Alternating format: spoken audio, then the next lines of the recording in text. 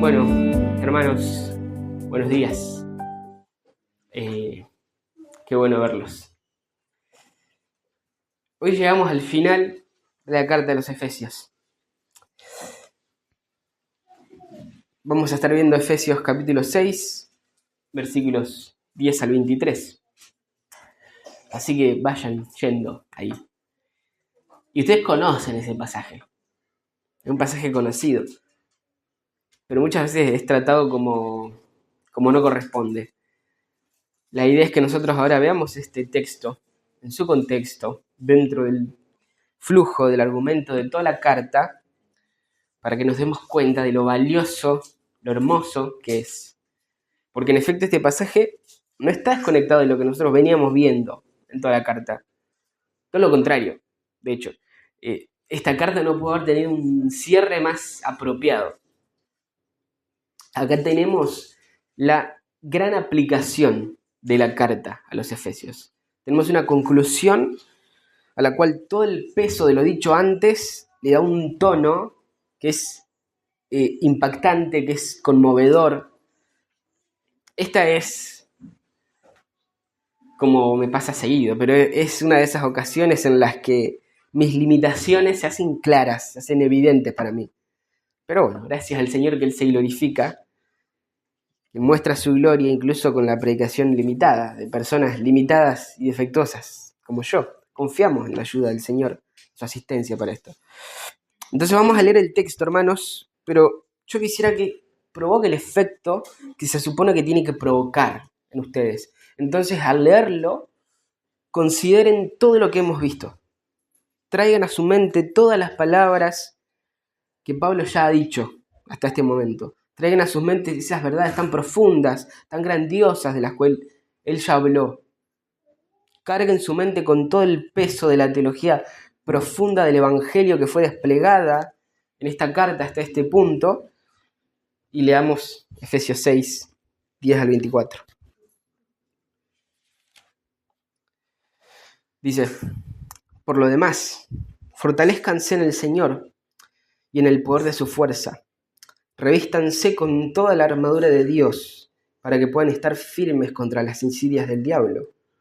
Porque nuestra lucha no es contra carne y sangre, sino contra principados, contra potestades, contra poderes de este mundo de tinieblas, contra las fuerzas espirituales de maldad de las regiones celestes. Por tanto, tomen la armadura de Dios para que puedan resistir en el día malo, y habiéndolo hecho todo, estar firmes. Estén pues firmes, ceñida su cintura con la verdad, revestidos con la coraza de la justicia, calzados los pies con la preparación para anunciar el Evangelio de la paz. Sobre todo, tomen el escudo de la fe, con el que podrán apagar todos los dardos encendidos del maligno. Tomen también el casco de la salvación y la espada del Espíritu, que es la palabra de Dios. Con toda oración y súplica, oren en todo tiempo en el Espíritu, y así velen con toda perseverancia y súplica por todos los santos. Oren también por mí, para que me sea dada palabra al abrir mi boca, a fin de dar a conocer sin temor el misterio del Evangelio, por el cual soy embajador en cadenas, que al proclamarlo hable sin temor como debo hablar. Pero a fin de que también ustedes sepan mi situación y lo que hago, todo lo hará saber Tíquico, amado hermano y fiel ministro del Señor, a quien he enviado a ustedes precisamente para esto, para que sepan de nosotros y para que consuele sus corazones. Paz sea a los hermanos y amor con fe de parte de Dios el Padre y del Señor Jesucristo. La gracia sea con todos los que aman a nuestro Señor Jesucristo con amor incorruptible. Amado Señor, te agradecemos por tu palabra y te pedimos, asistimos, Señor, te pedimos de tu asistencia. Reconocemos nuestra dependencia, reconocemos nuestra incapacidad, Señor, y por eso es que acudimos a vos, para que abras nuestros ojos, Señor. Eso es lo que te pedimos, es por eso rogamos, eso queremos, Señor. Queremos tu palabra y queremos entender tu palabra, Señor. Permitinos esta gracia conforme a tu misericordia. Ayúdanos a entender este texto. En nombre de Jesús. Amén. ¿Cuál es el punto de la carta a los Efesios? Espero que a esta altura esto ya haya quedado bien clavado en sus corazones, porque cada vez lo repetimos. Pero Pablo en esta carta está revelando un gran misterio. Él está revelando algo maravilloso que antes estaba oculto. Él está diciendo que Dios está llevando a cabo una obra enorme, una obra de proporciones cósmicas, que Él está conquistándolo todo, que Él está sometiendo todas las cosas a los pies de Cristo, que Él está redimiendo, reconciliando, que Él está uniendo todas las cosas en Cristo. Y que además Dios también da a conocer esa gran conquista. Él la muestra, la revela, Él la hace evidente. Y acá está lo asombroso, el gran misterio. Él hace esto por medio de la iglesia. Ese es el misterio. En esta gran conquista, Él crea una nueva creación que es la iglesia, algo nuevo, que no estaba revelado en el Antiguo Testamento. La iglesia, de personas de todo el mundo que son redimidas y transformadas con una nueva naturaleza y transformadas en una morada para Dios. En el Evangelio, Él crea a la iglesia y por medio de la iglesia da a conocer, muestra su sabiduría, su gloria, su victoria. No solo la creación visible, sino también y sobre todo al reino invisible, a la dimensión espiritual. Él muestra su victoria en la iglesia. Esto es lo que vemos en la primera parte, ¿no? Los primeros 3 capítulos de Efesios. Y a partir de la segunda mitad del capítulo 3 en adelante, Él va a comenzar a dar instrucciones prácticas. ¿Recuerdan eso, no? Instrucciones prácticas que nos permiten entender cómo es que su obra cósmica se muestra en la iglesia. Y empezamos a ver que se muestra en el hecho de que la iglesia vive de una manera distintiva. Distintivamente santa, para ser más concreto. Distintivamente pura. Se muestra en el hecho de que la iglesia, que está conformada por personas que antes andaban en tinieblas, ahora, por medio de esa nueva naturaleza, de esa nueva identidad, de ese nuevo poder que tienen el Espíritu Santo, y en definitiva por medio de todo lo que obtienen en el Evangelio, andan en luz. En el hecho de que la iglesia anda en amor y en sabiduría, en medio de este mundo de odio y de necedad. En el hecho de que la iglesia vive según la imagen y semejanza de Dios, de una manera en que antes hubiera sido imposible. Entonces, porque en el Evangelio fueron transformados, porque fueron creados nuevamente en un nuevo hombre y recibieron una nueva identidad como templo, como pueblo, como cuerpo, como familia de Dios, y porque fueron empoderados con el Espíritu de Dios morando en ellos, ahora pueden reflejar el carácter de Cristo. Y ahora pueden ser imitadores de Dios. Y reflejan el carácter y el amor de Cristo en sus relaciones en la iglesia local, por ejemplo, y en sus relaciones familiares, y en el trabajo, y en la vida cotidiana en general, y en todo lo que hagan y por donde anden, de manera que son como luminares en el mundo. Son una extensión del Señor. Son literalmente partes espirituales del cuerpo de Cristo que se levantan en todas partes. Y es así, de esa manera, que la iglesia muestra la gloria de Dios, la victoria de Cristo a los principados, a los potestades de los lugares celestes, al reino espiritual que se opone. Ahora, esta última sección es la aplicación final de todo esto. Es la gran aplicación, la gran implicación. Esto es lo que, pasando en limpio, significa toda la carta para nosotros acá y ahora. Esta es la conclusión lógica a la que llegamos para bajar toda esa doctrina y aplicarla a nuestras vidas. Todo lo visto antes redunda en esto, en que todos nosotros estamos llamados a una lucha espiritual de la cual debemos participar al resistir firmes mediante el poder de Dios. Ese es, creo yo, el punto principal de este texto. Ese es mi argumento para hoy también. Todos estamos llamados a una lucha espiritual de la cual debemos participar al resistir firmes mediante el poder de Dios. Todo lo que leímos y estudiamos hasta acá, para nosotros significa que todos los que estamos en Cristo estamos en una lucha, y no en cualquier lucha, sino en una lucha espiritual, de la cual tenemos que participar. Estamos reclutados, no solamente algunos, sino todos.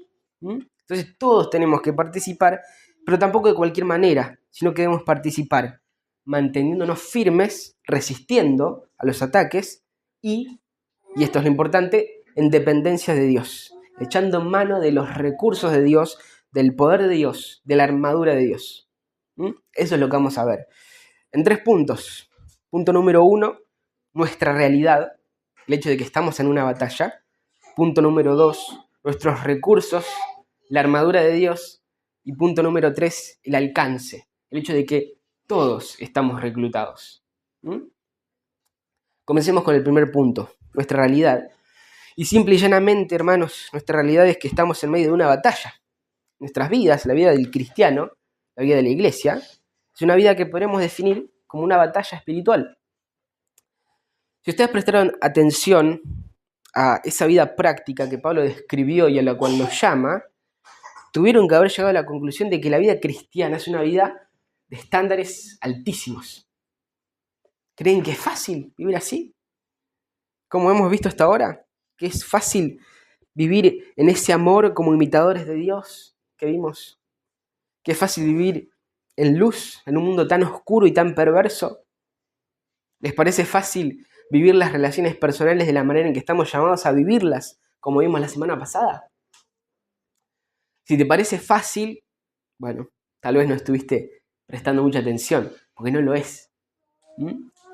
Si vemos estas exhortaciones que tenemos a partir del capítulo 3, con sinceridad de corazón, procurando no ceder a nuestra tendencia de bajarle el precio a la santidad y a la gracia, vamos a darnos cuenta de que vivir así es difícil. De hecho, si alguno de ustedes alguna vez lo intentó, estoy seguro de que sabe muy bien cuán difícil es. Es más, voy a ir más allá y les voy a decir que no solo es difícil, es imposible. En su fuerza es imposible. Te reto a que lo intentes. Te aseguro que en cuanto lo intentes vivir así en tu propia fuerza, te vas a chocar con la frustración de tu propia perversidad y vas a darte cuenta de que es imposible para vos. Nosotros no podemos vivir así. Pero la buena noticia del Evangelio es que en Cristo Dios nos da todo lo que necesitamos para hacerlo, para vivir de esa manera. Él hace posible lo que era imposible. Ese es parte del mensaje de la carta de los Efesios. Es parte del Evangelio en realidad. Ustedes antes eran una cosa. Estaban en tinieblas, estaban alejados, estaban excluidos, estaban enemistados, estaban muertos en sus delitos y pecados, sin esperanza, sin Dios en el mundo. Tenían su mente entenebrecida, solamente vivían para sus deseos carnales, igual que los demás. Pero ahora, por la misericordia de Dios y en Cristo, son otra cosa. Antes eran débiles, pero ahora el infinito poder de Dios opera en ustedes para capacitarlos para vivir la vida la cual fueron llamados a vivir. Como recordarán, Pablo ya mencionó esto varias veces, porque este es uno de los fundamentos de su argumento. Es un concepto que estuvo constante en toda la carta y ahora, por supuesto, no iba a terminarla sin antes dar un último martillazo para clavar esta verdad en nuestros corazones. Versículo 10. Por lo demás, fortalezcanse en el Señor y en el poder de su fuerza. El problema de los efesios, y nuestro problema, es que muchas veces peleamos esta batalla dependiendo de nuestras propias fuerzas. Pero en esta batalla en la cual nos encontramos, nuestras habilidades, nuestra inteligencia, nuestras destrezas, cualquier fortaleza que podamos tener, ¿saben qué? Sirven para poco. Sirven para poco. Noten que todavía no nos explicó qué es esta batalla. Incluso él, antes de entrar al tema de cuál es la naturaleza de esta batalla, antes de que nos explique de qué se trata, nos aclara esto. Él está muy interesado en enfatizar bien esto, que esta batalla, sea lo que sea, porque todavía no nos explicó, esta batalla, sea lo que sea, no depende de nosotros. No depende de nosotros. El llamado es a ser fortalecidos en el Señor y en el poder de su fuerza. Es a Él a quien tenemos que acudir. Ya vamos a tener tiempo de explicar cómo es esta batalla, pero primero quiero que quede claro algo que es muy importante, les dice Pablo, de alguna manera. La fuerza que ustedes necesitan para esta batalla no está en ustedes. No la busquen ahí. No está en tu inteligencia. No la busques ahí. No está en tu fortaleza, en tu disciplina. Está en el Señor. Y a esta altura nosotros ya deberíamos saber a qué fuerza y a qué poder se refiere. porque Pablo ya lo mencionó. Es el poder del cual él viene hablando desde el capítulo 1. Capítulo 1, versículos 19 y 20, dice: ¿y cuál es la extraordinaria grandeza de su poder para con nosotros los que creemos, conforme a la eficacia de la fuerza de su poder? ¿No tenés lo mismo? Ese poder, y vean qué poder es, ese poder obró en Cristo cuando lo resucitó entre los muertos y lo sentó a la diestra en los lugares celestiales. Cuando Pablo nos está diciendo fortalezcanse en el poder del Señor, está hablando de ese poder, el mismo poder que resucitó a Jesucristo entre los muertos, el mismo poder que ha puesto todo principado y toda autoridad debajo de sus pies. Él es el que tiene el poder. Y Pablo les está diciendo, ustedes pueden ser fortalecidos por el poder de Cristo, porque Él ha vencido todo, absolutamente todo venció. Más adelante, en el capítulo 3, hace otra mención, versículo 7, dice: es de este evangelio que fui hecho ministro, conforme al don de la gracia de Dios que se me ha concedido según la eficacia de su poder. Pablo les está diciendo que él, como apóstol de Jesucristo, pudo soportar y hacer todo lo que implicó ese llamado por el poder de Dios obrando en él, y no por otra cosa. Más adelante, en el versículo 16 del capítulo 3, Pablo va a orar de nuevo por los efesios y una vez más va a apelar al poder de Dios que obra en ellos. Dice: les ruego que Él les conceda a ustedes, le ruego que Él les conceda a ustedes, conforme a las riquezas de su gloria, el ser fortalecidos con poder por su espíritu en el hombre interior. Y al final del capítulo, una vez más, dice: y aquel que es poderoso para hacer todo mucho más abundantemente de lo que pedimos o entendemos, según el poder que obra en nosotros. El concepto del poder de Dios obrando en los cristianos atraviesa toda la carta. Y ahí, al final del capítulo 3, justo antes de empezar con esa parte práctica, Pablo ya anticipa las cosas que podrían surgir en las mentes de sus lectores al ver esa vida con esos estándares tan altos a la cual los iba a llamar. Él de alguna manera les está diciendo: por más imposible que te parezca esto que te estoy por decir, esta vida que te estoy por describir, esta vida en la cual te estoy por llamar, por más imposible que te parezca vivir así, de esa manera tan distintivamente santa, tenés que saber esto. Para vos es imposible, sí, pero Dios puede hacerlo. Él quiere y puede hacerlo. Él es poderoso para hacerlo. Él es poderoso para hacer en nosotros mucho más abundantemente de lo que pensamos, dice. Es posible porque es su poder el que obra en nosotros, y no nuestra propia fuerza. Hermanos, este es el poder que venció la muerte y el pecado. Es el poder que somete a todos los demás poderes. Ese es el poder de Dios. No hay un poder más formidable. Y es el poder que en el Evangelio Dios pone a nuestra disposición para que echemos mano de él y así podamos luchar en la batalla a la cual nos reclutó. Ese es el poder al que se refiere cuando ahora al final, cerrando el argumento, dice: por lo demás, fortalezcanse en el Señor y en el poder de su fuerza. Ánimo, entonces. Ánimo. Porque Jesucristo es poderoso. Porque Él lo venció todo. Y porque ahora ese poder es al que tenemos acceso en el Evangelio. Fortalezcanse en Él. No en tu propio poder. No en lo que vos podés hacer, no en lo que vos podés lograr. Si querés permanecer firme en el campo de batalla, tenés que usar sus recursos. Con los tuyos no vas a poder. Por eso, a partir del siguiente versículo comienza a hablar de la armadura de Dios.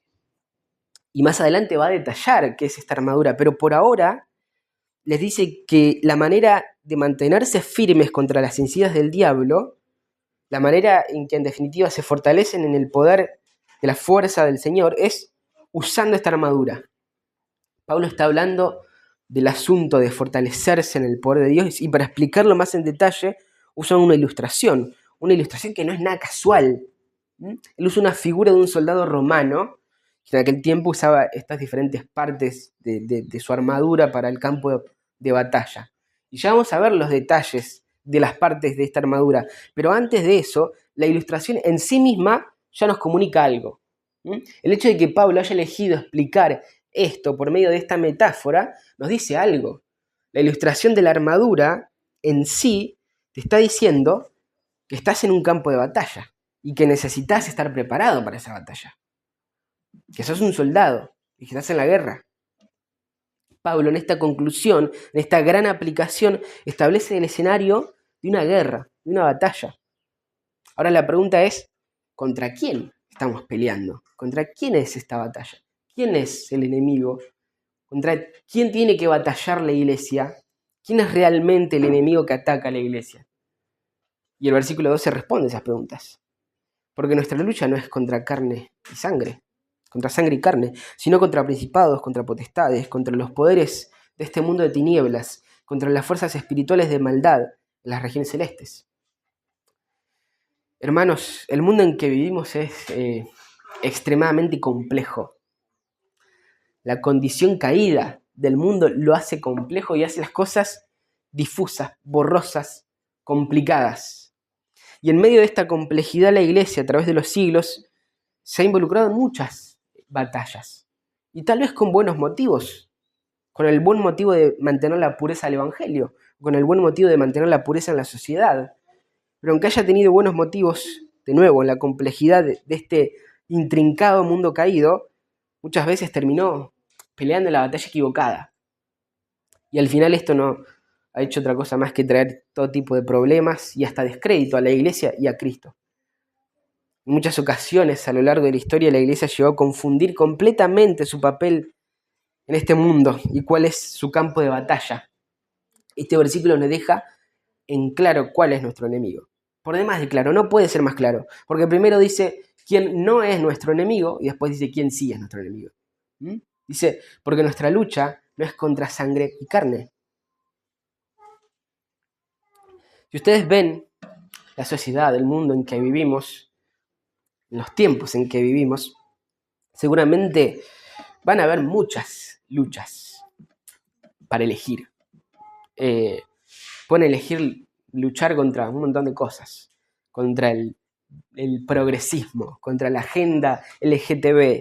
Si miras un poco ahí afuera vas a ver que hay una gran variedad de injusticias sociales para elegir y por las cuales luchar. Si ustedes miran ahí afuera van a encontrar miles y miles de causas nobles por las cuales luchar. ¿Saben por qué? Porque estamos en un mundo caído. Porque el mundo está roto, quebrado. Porque nada es como debería ser. Porque la creación gime. Porque desde que el pecado entró al mundo fue sujeto a maldición. Porque todo está manchado de pecado. Y porque en cada rincón de este planeta se escucha el grito de la rebelión en contra de Dios. Porque en cada rincón de este mundo está contaminado con la depravación del hombre que se rebela y que lucha contra Dios. Pero la pregunta es, ¿son estas nuestras luchas? ¿Son estos nuestros enemigos? ¿O será que todo eso es simplemente un síntoma o las repercusiones de una lucha mucho más importante y verdadera en la cual nosotros como la iglesia necesitamos involucrarnos? Hermanos, escuchen esto. Cuando Pablo dice que la lucha no es contra sangre y carne, está diciendo que no es contra ningún hombre, por más malvado que éste sea. Les digo más, la lucha no es contra ningún gobierno. Quizá no te guste escuchar eso, pero es así. De hecho, aunque no nos guste, los gobiernos fueron puestos por Dios y debemos someternos. Es más, en todo el Nuevo Testamento, el contexto del Nuevo Testamento es el dominio del Imperio Romano, cuyo gobierno era hostil contra todos los que no eran ciudadanos, cuyo gobierno incluso en cierto momento empezó a perseguir a los cristianos, cuyo gobierno esclavizaba a muchos, mataba a tantos otros. Sin embargo, no hay ningún versículo que llame a los cristianos a luchar contra los gobiernos. No hay ningún texto que llame a la iglesia a involucrarse en esas luchas políticas. Al contrario, nos exhorta a obedecer y a orar por ellos. Desobedecer a esto se ha convertido como una especie de pecado respetable, como diría Bridges últimamente, ¿no? No importa qué tan popular o impopular sea, lo que importa es lo que dice la palabra. Pero el punto, hermanos, es que nuestra lucha no es contra sangre ni carne. No es contra un grupo de personas en específico. No luchamos contra este mundo. La iglesia no está luchando contra el mundo físico que nosotros conocemos. Todo lo contrario, la iglesia es la única portadora del mensaje con el poder necesario para salvar a este mundo, el evangelio. No confundamos nuestro campo de batalla. El mundo y todas las personas que lo componen no son nuestros enemigos, son nuestra misión. Y tenemos que brillarles, y tenemos que alumbrarlos con la luz del Evangelio, porque el Evangelio es lo único que tiene el poder para transformarlos, para salvarlos, para sacarlos de la oscuridad y llevarlos a su luz admirable. Nuestra lucha no es contra carne y sangre. ¿Contra qué sí es? Bueno, Pablo lo describe así: contra principados, contra potestades, contra los poderes de este mundo de tinieblas, contra las fuerzas espirituales de maldad en las regiones celestes. En otras palabras, está diciendo, nuestra lucha es espiritual. Es espiritual. Muchos han desviado el punto de esto, muchos a partir de este versículo han intentado establecer jerarquías y cosas así, han escrito libros enteros de este versículo que no tiene más que eso. Ese no es el punto. El punto es simplemente que el campo de batalla en el cual nosotros nos movemos es espiritual, que no es este mundo físico, que es de una dimensión que este mundo no conoce. Y como vimos anteriormente, todos ellos ya han sido derrotados en Jesucristo. Él ya los derrotó. Todos ya fueron puestos bajo su sumisión. Pero el punto de esto es que si quieren luchar contra los enemigos de Dios y de su alma, no te la agarres con tu vecino, por más malvado que sea. No te la agarres con tu familia. No es contra el gobierno, ni contra ningún grupo o persona específico. Todos ellos no son nuestros enemigos, son nuestra misión. Nuestra lucha es una lucha espiritual.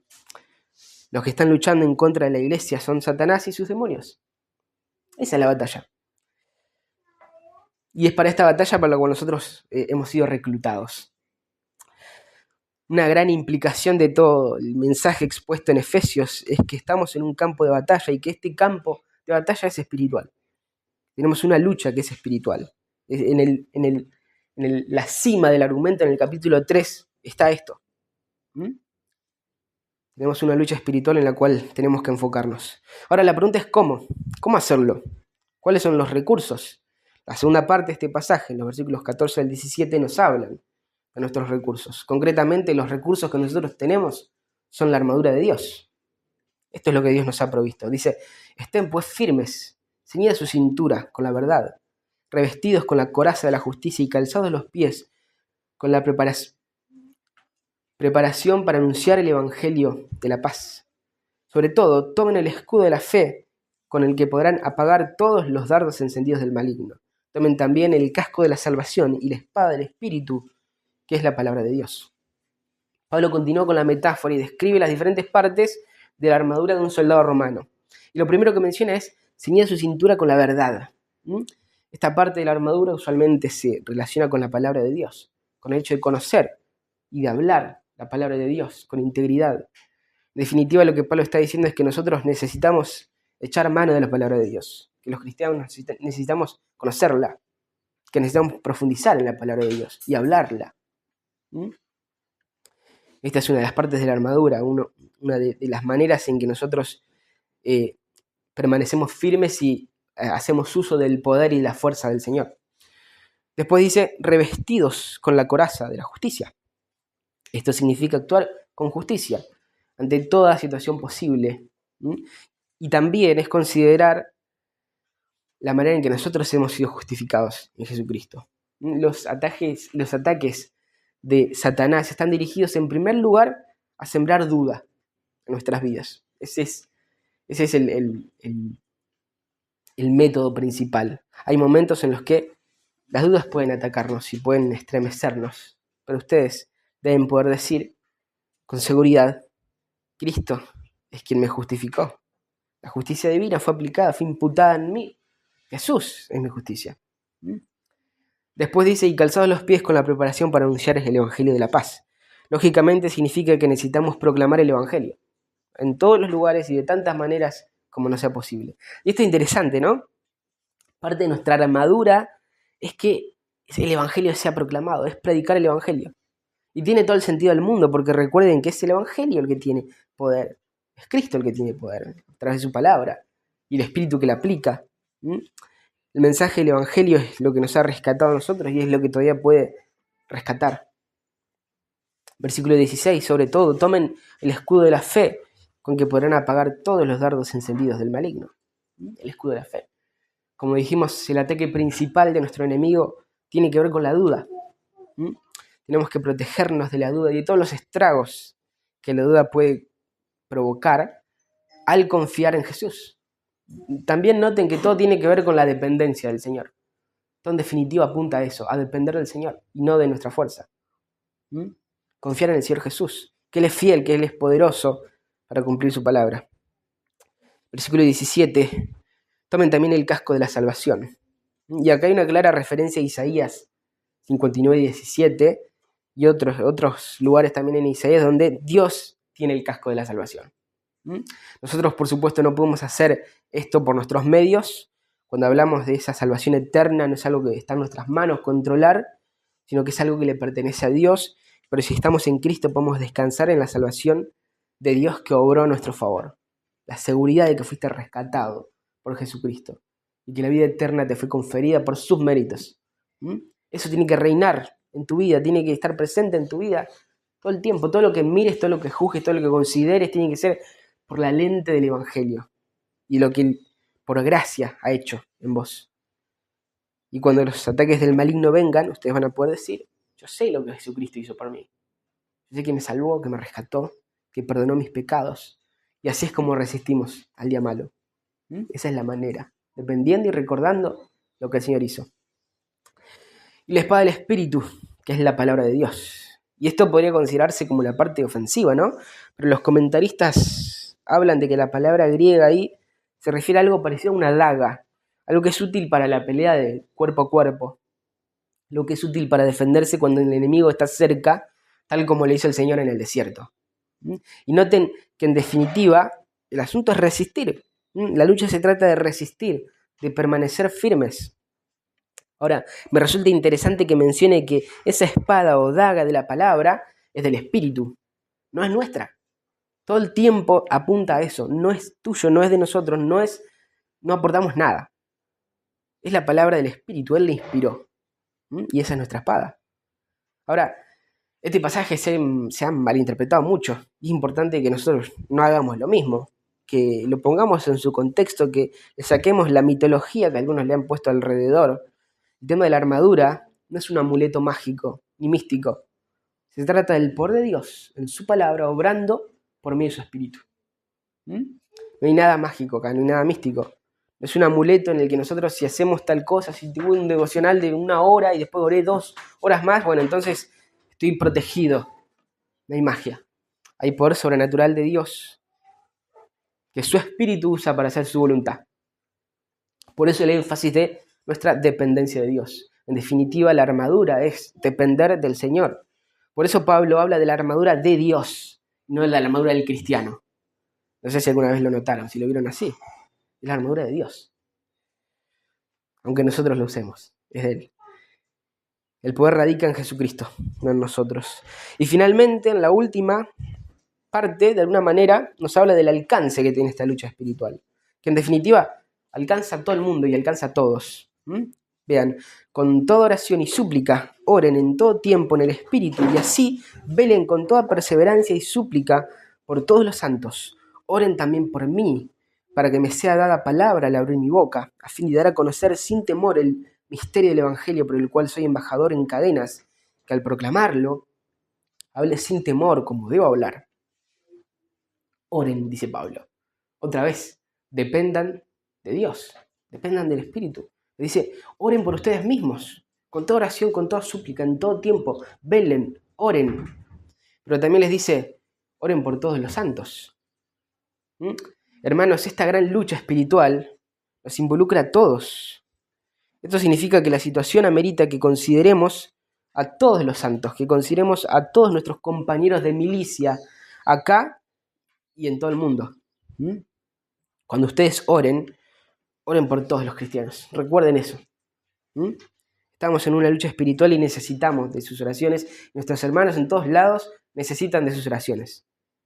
Nosotros acá las necesitamos, nuestros hermanos en Rosario las necesitan, nuestros hermanos en el resto del país las necesitan, así como las necesitan los cristianos de todo el mundo. Porque estamos todos en la misma. Hay hermanos que están siendo perseguidos, hay hermanos que están soportando toda clase de oposición, para quienes esta lucha está siendo algo muy vívido. Necesitamos orar por ellos. Cuando oren, incluyan en sus oraciones a todos los santos. Pablo conoce el alcance de esta lucha y por eso pide que oren por ellos, por todos, y también dice, oren por mí. Oren por mí para que me sea dada palabra al abrir mi boca, a fin de dar a conocer sin temor el misterio del Evangelio, por el cual soy embajador en cadenas, que al proclamarlo hable sin temor, como debo hablar. Es curioso, ¿no? Pablo, el apóstol de Jesucristo, que ha sido llamado personalmente por el Señor para esta labor, dice, oren por mí, hermanos, para que no me acobarde. Oren para que predique el Evangelio con valor. Estoy preso, estoy en cadenas. Y sé cuán difíciles se pueden poner las cosas por la causa de Cristo. Por eso necesito predicar sin temor. Entonces, oren por mí. Hermanos, ¿ustedes notan que hay algo que sucede cuando van a predicar el Evangelio? ¿No han notado? ¿No les pasó alguna vez que hay algo que los estremece? Un temor que los paraliza cuando tienen que predicar el Evangelio. ¿No sienten que algo sucede cuando tienen que dar testimonio de Cristo? En efecto, algo está sucediendo. Estamos en una lucha espiritual. Oren. Oren para tener la fortaleza, la valentía necesaria para que podamos predicar con fidelidad. Oren por los pastores de la iglesia para que puedan tener el denuedo de la valentía necesaria de seguir predicando el Evangelio. Pablo lo necesitaba, los pastores también lo necesitan. Oren por los pastores, oren por nuestros pastores y oren por los pastores. Oren por los plantadores que están llevando el Evangelio a los lugares donde hace falta. Hermanos, mientras más veo y aprendo sobre de qué se trata la obra del ministerio y cómo, todo lo que implica a ellos, todo lo que les implica el hecho de que están en primera línea en esta lucha, más amo a los pastores. Oren por los pastores, por los plantadores, por los misioneros. Acá en nuestro propio país, en este momento, hay muchas iglesias, muchas obras que están siendo plantadas, por lo tanto están siendo atacados. Hay muchos pastores fieles y anónimos de iglesias ya establecidas que están trabajando para el reino y que por lo tanto están pasando por dificultades porque también están siendo atacados. Muchos de ellos están solos. Oren. Porque estamos en una lucha espiritual y porque ellos son de nuestro equipo. Y la última parte del pasaje dice, pero a fin de que también ustedes sepan mi situación y lo que hago, todo se lo hará saber Tíquico, amado hermano y fiel ministro en el Señor, a quien he enviado a ustedes precisamente para esto, para que sepan de nosotros y para que consuele sus corazones. Pablo mantenía una comunicación, una actualización con las iglesias en general, y en este caso en específico en Éfeso no era la excepción. Él les está diciendo, le estoy enviando a Tíquico para que ustedes sepan en detalle cómo estoy yo, para que sepan cómo pueden orar por mí, para que sepan cómo están los asuntos de las obras en los diferentes lugares, cómo marchan, para que sepan cómo están los hermanos, para que sepan cómo pueden involucrarse en esta batalla. Y termina encomendándolos a algo que todos nosotros necesitamos, siempre en nuestra vida. Dice, paz sea a los hermanos y amor con fe de parte de Dios el Padre y del Señor Jesucristo. La gracia sea con todos los que aman a nuestro Señor Jesucristo con amor incorruptible. Nuestra batalla es una batalla que depende de la gracia de Dios sobre nosotros. Tenemos que estar listos, prontos para luchar, pero tenemos que recordar siempre que dependemos de Dios y de Él solamente. Puede que en medio de todo esto alguno pueda pensar, bueno, yo no soy el apóstol Pablo, yo no soy pastor, yo no fui llamado para ninguna de estas cosas, a lo mejor todo este asunto de la guerra espiritual no me toca a mí, yo no me incluye. Pero la realidad es que la lucha espiritual no está reservada solamente para algunos cristianos. Tengan en cuenta que esto que Pablo escribió no se lo mandó a Timoteo o a Tito, no es una carta a Bernabé o a Epafras, no es una carta que esté dirigida a algún pastor. Él escribió estas cosas a los santos, a los hermanos, a los cristianos de la iglesia de Éfeso, que día a día tenían esta batalla espiritual, esta guerra espiritual, así como nosotros hoy. La lucha espiritual es algo que nos involucra a todos y a cada uno de los cristianos.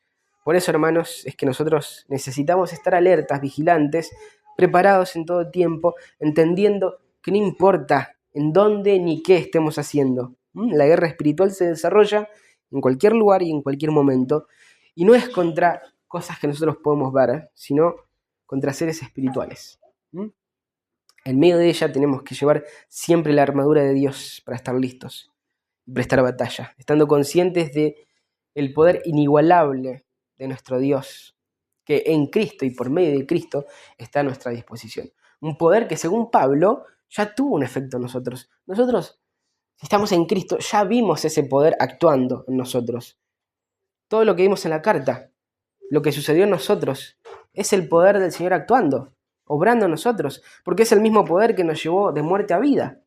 Es el mismo poder que nos ha llevado de estar bajo el dominio de Satanás a sentarnos en los lugares celestiales. Es el mismo poder que nos llevó de ser objetos de ira de Dios a ser una herencia gloriosa, preciosa para Jesucristo. Es el poder que nos llevó de estar separados a estar cerca, de ser extranjeros a ser ciudadanos, de negar el misterio del Evangelio a entender el misterio del Evangelio, de ser infantes a ser maduros en Cristo. Es el mismo poder que nos llevó de una vieja vida a una nueva vida, y de luz a oscuridad, de oscuridad a luz. Ese poder que levantó victorioso a Cristo y que hizo todo eso en nosotros, en nuestra conversión, es el mismo poder que ahora opera en nosotros como nuestro recurso, como nuestra armadura para la batalla espiritual a la que estamos llamados a servir. No ignoren la batalla que tenemos delante de nosotros, pero al mismo tiempo luchen descansando y dependiendo del poder de Dios. Y como dice el versículo 13, tomen toda la armadura de Dios para que puedan resistir en el día malo y habiéndolo hecho todo, estén firmes. Amado Padre y Señor, te agradecemos por tu palabra, Señor. Gracias. Gracias, Señor, por tu inmenso amor, por tu inmensa misericordia que has derramado sobre nosotros en todos estos efectos del Evangelio. Señor, es asombroso. Cada vez que indagamos más podemos ver que hay más grietas y más lugares y rincones en donde el Evangelio, aún nosotros sin saberlo, había penetrado, Señor.